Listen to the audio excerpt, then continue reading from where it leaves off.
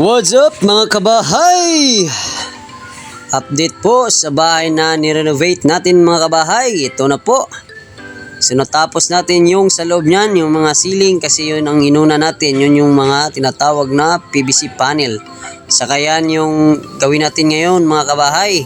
Yung metal cladding, no? Para dyan para hindi mapasukan ng ulan pag bumagyo o lumakas yung hangin o ano klaseng lakas ng ulan. So ayun na mga kabahay, ang first na gawin dyan mga kabahay, lagyan nyo muna ng flashing angle. Ayan, para hindi mapasukan ng tubig. Kahit gaano kalakas yung hangin at saka ulan, hindi talaga yan mapasukan ng tubig.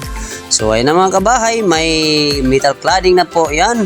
Kita nyo naman yan, ayan po. May metal cladding na po siya. So, at saka dito sa baba din mga kabahay, ayan.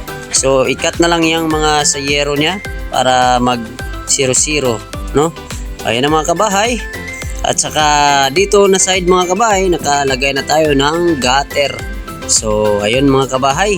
Yan yung kantuhan natin sa ganitong design mga kabahay. Ayun.